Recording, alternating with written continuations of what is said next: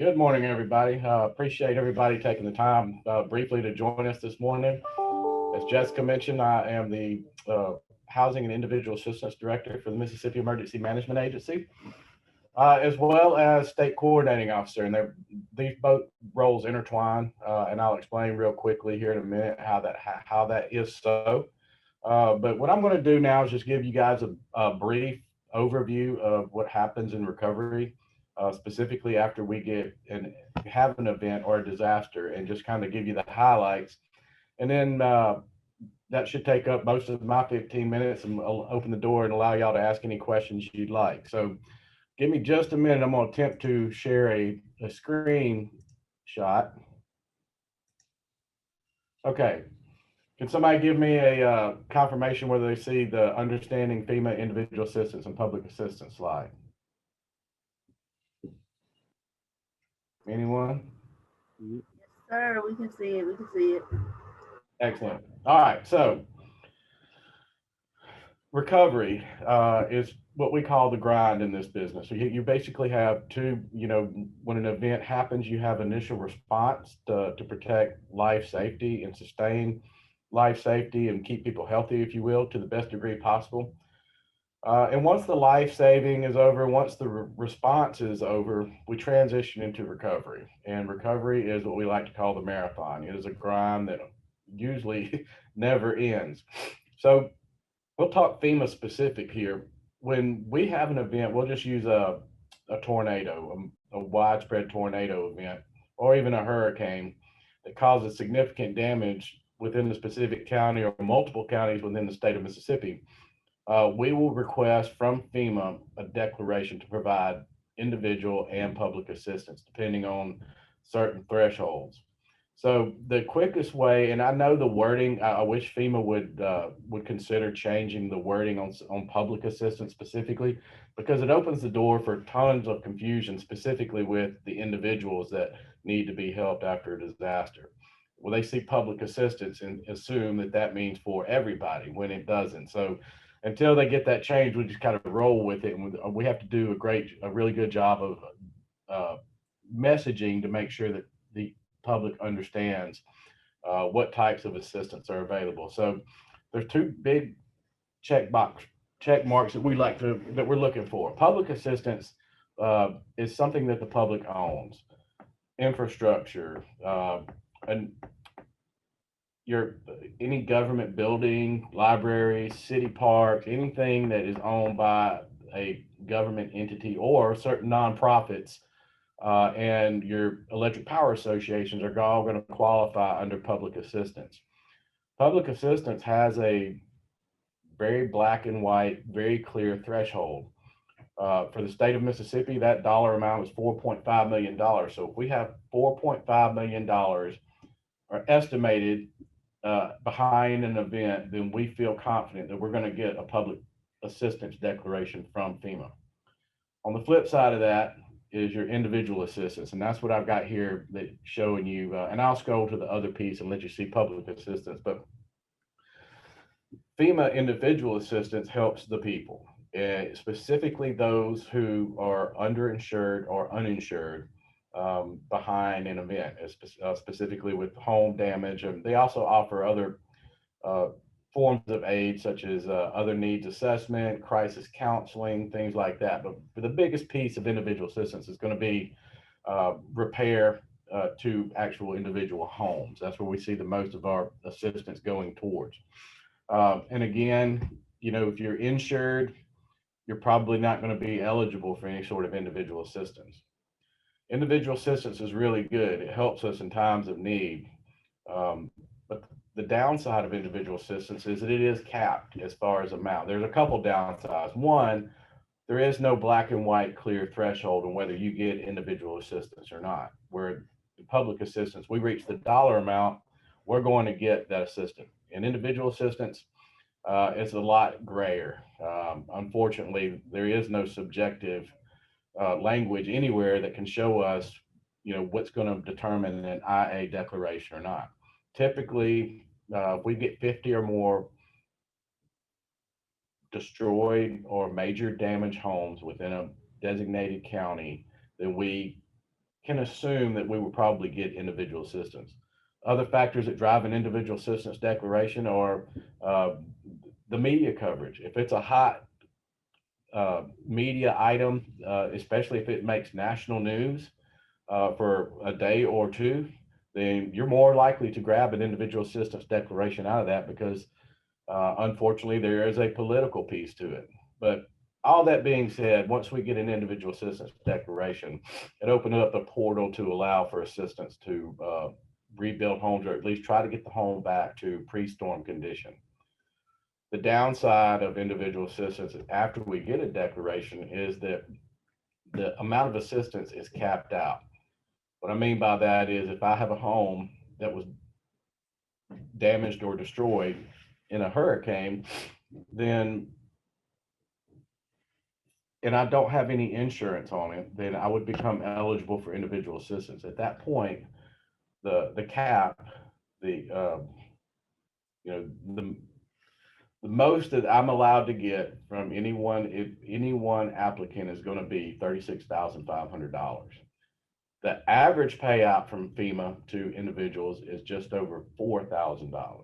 So you hear those numbers and it ought to tell you that in most cases, that's not enough money to make the individuals whole again. So that's why we have to be very, very creative with our volunteer efforts. And again, I think there's a great opportunity for our business partners to have a chance to assist the humans after an event happens. What the private sector can offer that the government, state and federal, cannot is resources. I refer to Walmart all the time. They have a massive, robust emergency management entity within Walmart, and they can be some of the most. The story I like to use after Monroe County tornado in 2018, we delivered 600 tarps to Monroe County. Well, they quickly got snatched up, if you will, because Monroe County failed to put someone at the distribution site, and folks just took them off. Well, we didn't have any more to give them, and they needed more tarps. So we called the local Walmart in Amory, which was just a few minutes away from the impact area, and they not only provided tarps, but they provided buckets, muck out buckets, and all kinds of things that the county asked for. Walmart happily donated, and it was a win for everybody. Obviously the individual was a win because they got the items that they needed, and then the company itself is a huge PR opportunity to show what good work that the individual companies are doing for the people of Mississippi. So that's essentially what we're dealing with. And when we say recovery, now I could spend hours and hours on each one of these individual assistance and public assistance, but for the purpose of public assistance is a reimbursement grant that FEMA pays 75% of. The state is on the hook for the other 25%. So we have $4.5 million or $4 million in damages. FEMA's going to pick up 3 million of it, and the state's on the hook for the other one. And then with the county, we split that 12%, 12.5% with each county. So the county's only on the hook for 12.5% of any sort of public assistance that we might gain from FEMA. Currently, we have one individual assistance declaration that is open. That's as a result of Hurricane Zeta, which we provided roughly $17 million, or I say FEMA provided $17 million in assistance to over 11,000 individuals in the impact area from Hurricane Zeta. Another thing that also comes with individual assistance is, for instance, if an individual doesn't get eligible or is deemed ineligible for individual assistance, Small Business Administration can step in and offer a low to no interest loan to the individual. Don't let SBA, the vernacular, fool you. This is for individuals as well as businesses. So that's just another avenue of assistance to the individual. And most people, get very leery when they hear loan, but once they apply and get the SBA assistance, they realize that They're very lenient on the payback. In some cases, they don't make you pay it back at all. And if they do, it's they can stretch it out, and they're very, very, you know, they, they're eager to work with the individual to determine the best terms of repayment. So um, that's also a thing that we rely on very heavily. But again, and I'll say it over and over again, individual assistance, while public assistance is sufficient and covers all the costs that can be obtained by a state or local entity, individual assistance is generally not enough to make the individual whole to pre-storm condition. So again, like I've said before, yeah, we it's critical that we rely on our nonprofit organizations to include faith-based organizations. In fact, they can be some of the strongest partners we have uh, after an event, and we couldn't do it without all of those capabilities working together. And that's where coordination comes in, and that's where my job as a state coordinating officer. Uh, that's the role I play in that event. So again, we have one open individual assistance disaster, and I think we have, if I'm last count, 11 or 12 open public assistance disasters that go all the way back to, we're still working one for Hurricane Katrina. So uh, a lot of those can be very high dollar items. Infrastructure, specifically when we're rebuilding a road or a bridge, can take years and years and years. Um, but where I see the biggest potential impact is in the individual system, specifically with the private sector, because what I found is that most private sector companies aren't aware that they can help. And when we open the door to them to allow them to or ask them to, they're more than willing to do so for the reasons I mentioned before when I referenced Walmart. Um, you know, the big story we talk about going back all the way back to Katrina is what a blessing that Waffle House was. um, After Katrina, Waffle Houses were some of the first stores to open back up, and they were feeding responders and survivors alike. And most people that were down there right behind Hurricane Katrina will remember the story. I hear stories from Waffle House over and over and over, and I can't help but think that that's a good thing for Waffle House as well as the people that they are serving. So I think in emergency management, it may have been overlooked for a long time about what can we do with the private sector and our private sector partners. I see nothing but opportunity, and I'm looking forward to working with the private sector industry and specifically the businesses to see how we can help each other behind an event and in the future for the individuals of the state of Mississippi that might need it. Without going into further detail, that's the ups and the basics of recovery. Again, if you just to break it down into two pieces: individual assistance, public assistance, and then you can obviously break those down further and further as time permits. But just remember that individual assistance is for the people, and that's the one that we really hone in on. Me personally, as a state coordinating officer and a director of housing and individual assistance, to include folks with access and functional needs. That's another piece that I think the private sector could really, really help us with because simply because they have resources that state and federal governments just don't have. So Jessica, that's all I've got prepared for today. I'm happy to answer any questions. I hope I didn't confuse anybody. I appreciate you allowing me to ramble for a few minutes. But that's all I have, ma'am, and I'm open for any questions that anybody may have.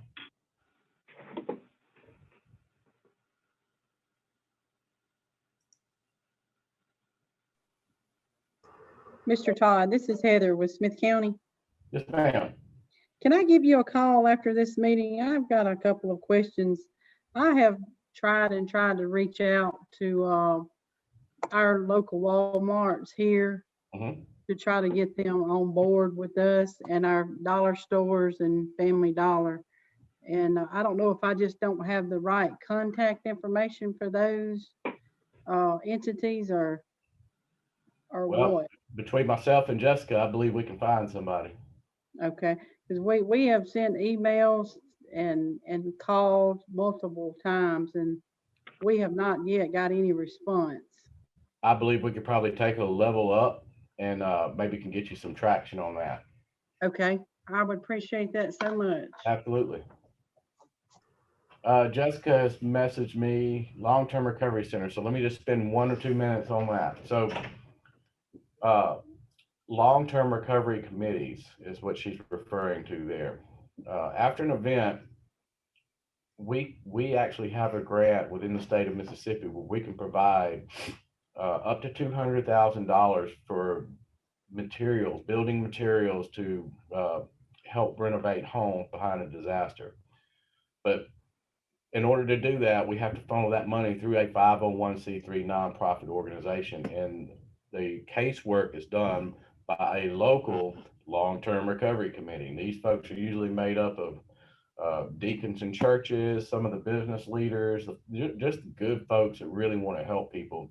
They take this money, they track it, they make sure that the individual gets what they need. Again, it's just for building materials. Unfortunately, it's not for labor. And so we have to really rely on the volunteer effort for that, or the local volunteer effort. That's generally where we make hay with the long-term recovery committee. So we're encouraging every county to, if you don't have one already, we can help you with the setup and development of a long-term recovery committee. I've got a staff that does nothing but that. And so if you want to reach out to me via email or call, I can point you to the right person and we make sure we can get you a long-term recovery committee set up. I will advise that it is optimal to form a long-term recovery committee before an event happens, just to expedite the process behind the wind blowing. What we have from time to time is a county doesn't have a long-term recovery committee. They get popped with an event and then they have to jump through hoops to develop one. And it just slows the whole process down for a couple of weeks. So I would advise, if you don't have one in a county, or if you want to be a part of one in a county as a private sector member, I would highly encourage you to do so. All right, I'm back on the questions now. Any other questions?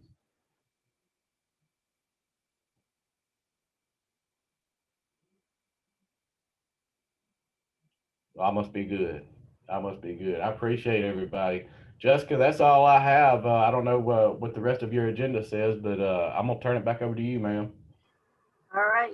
If anyone have any more questions, we'll wait a couple of seconds and give you an opportunity to gather those.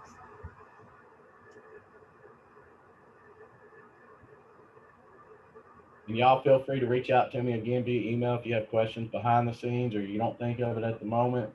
I'll happily, if I don't know the answer, I'll find someone who does. Todd, can you please give them your email address? Yes, my email address is, I'll tell you what, I'm gonna type it in the chat. It's TDEM, that's Mary, TDEMUTH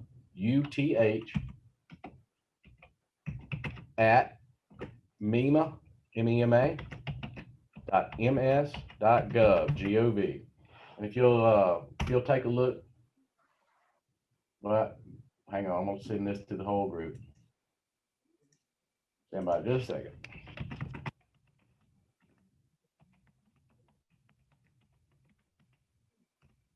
All right, if you look in your chat box, you should have my email address. You're more than welcome to copy it and use it if you want or never use it.